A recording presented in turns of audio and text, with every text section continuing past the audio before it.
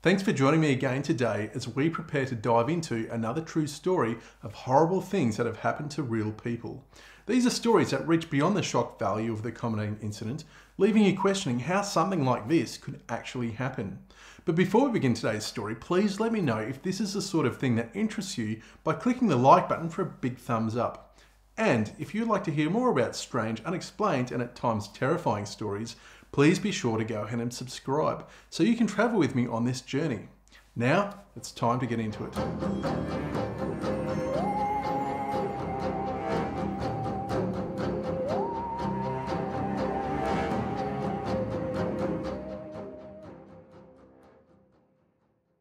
Travel and exploration of foreign places has long been a cultural rite of passage for many young adults.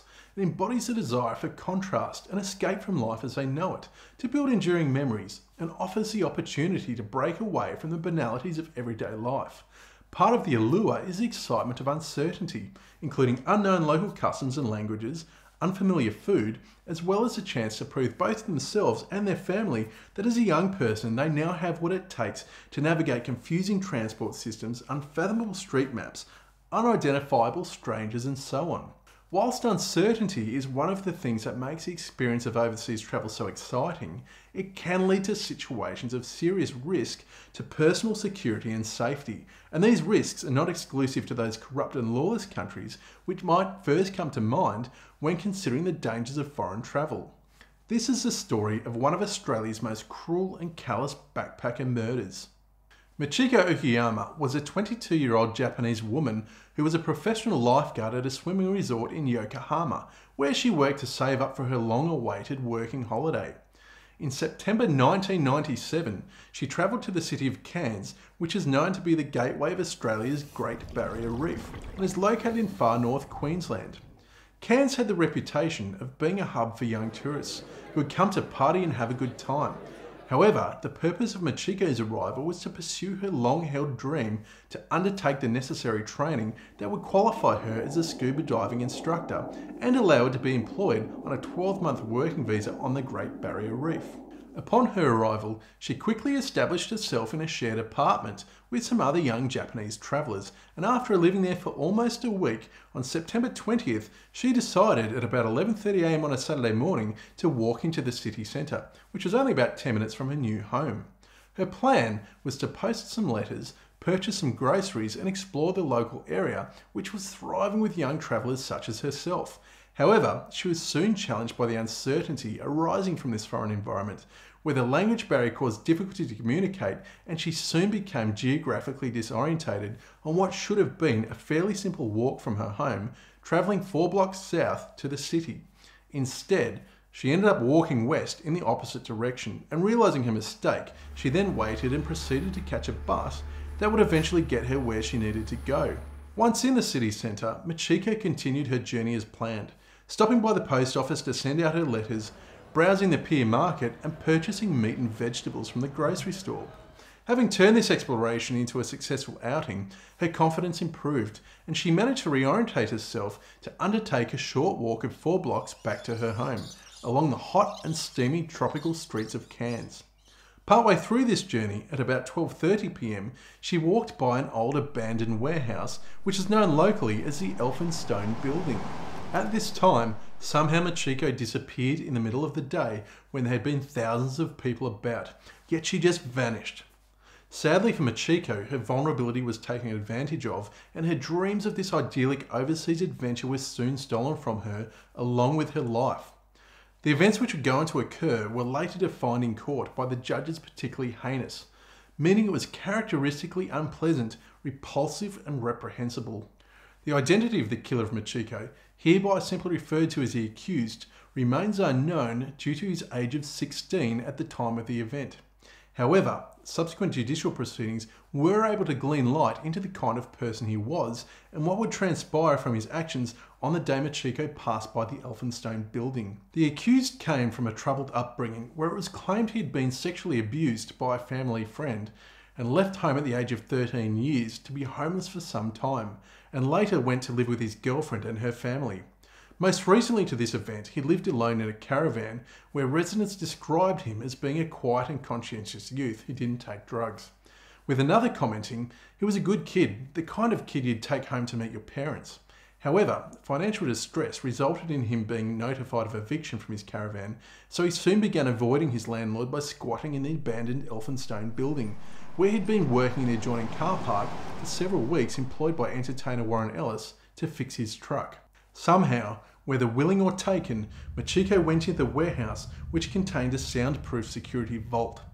It was a kind of large walk-in room made of concrete and steel that you would imagine to be found in a bank, and it was in that room, alone with the accused, where her screams could not be heard, that she was violently murdered, having been repeatedly rammed head-first into a wall, resulting in broken bones to her face and ultimately drowning in her own blood.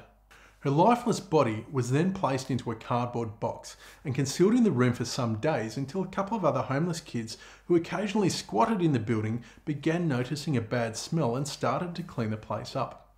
However, they were quickly stopped and moved on by Michiko's killer, who realised something needed to be done to dispose of the body.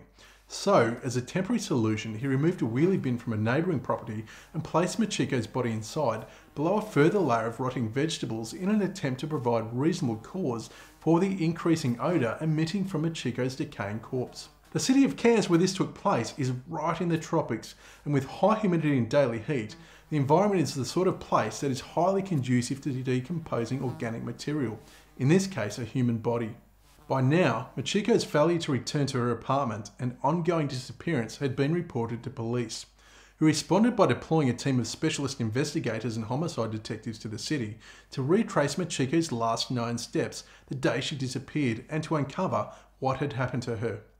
It was on the 27th of September, 1 week after her disappearance, that Michiko's killer indulged in a game with police by approaching investigators at the pier markets under the pretense of a concerned citizen who was wanting to assist in the search. During the discussion, he would be cool and calm in explaining that he'd seen someone matching Michiko's description carrying shopping bags towards the Elphinstone building. 3 days later, on September 30th, a police officer attended the Elphinstone building in response to reports of a foul smell, but surprisingly, it appeared they had not linked this odour complaint to the tip-off provided by the killer. There they met with him in the adjoining car park and instructed him to open the wheelie bin which contained Michiko's naked body. Briefly looking inside, the police officer observed some garbage bags and liquid on top, and the killer claimed the remainder was rotting vegetables, which had been causing the smell. The police officer was somehow satisfied with the explanation, leaving only the irritated neighbour wanting both the smell removed and the return of his wheelie bin, which the accused assured him would immediately be taken care of. It had now been 10 days that Michiko's body had been left decomposing at the warehouse. That afternoon, the neighbour observed her killer tie down the lid of the bin as black liquid oozed from a crack. What happened next is a remarkable sequence of events that went unreported in a city where citizens have been advised to be vigilant of unusual behaviour or sightings, while Michiko's missing person investigation continued to gain further attention. In broad daylight, Michiko's killer would push the foul-smelling wheelie bin through the city of Cairns, at one point accidentally tipping it over on a busy street, where he struggled to stand it upright as decomposing blood leaked out onto the roadway. He went on to drag the foul-smelling bin through the tropical heat for 3 kilometres, travelling street to street across a city that had been inundated with police alerts regarding the missing Michiko Okuyama for the past 10 days. It would seem he had little concern about being challenged by passers-by for his strange behaviour, and his presumption was proved to be strangely correct. In fact, he would later claim that he was so hot, sweaty and thirsty that he would stop along the way to put rubbish from the bin into other people's bins outside their houses.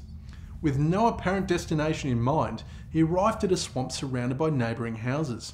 He then proceeded to make his way up a dirt track, arriving at a place where he decided to dump the body, and he tipped Michiko out of the bin and placed several fern-like branches over the top of her to keep the flies away. Feeling too exhausted to complete his journey of returning the bin, Michiko's killer stopped at a nearby school where he borrowed a hose from a groundsman to clean the remaining blood and bodily fluids out of the bin, and again he was not reported for suspicious or unusual behaviour. He then left the bin overnight at a nearby neighbouring adult education centre before returning to collect it for the remainder of the walk home the next day, and again in full view of the city's people, with no one thinking to make a report. Several days later, on October 4th, Michiko's naked and decomposed body was found after a local resident investigated the source of a stench coming from the swamp. 3 days later, Police investigations led to the Elphinstone building, where the accused was arrested. The evidence was compelling, including the wheelie bin, with blood smeared throughout the soundproof vault, and rotting groceries purchased by Michiko the day she disappeared. Furthermore, Michiko's shirt, shorts and underwear were found concealed in the accused's caravan.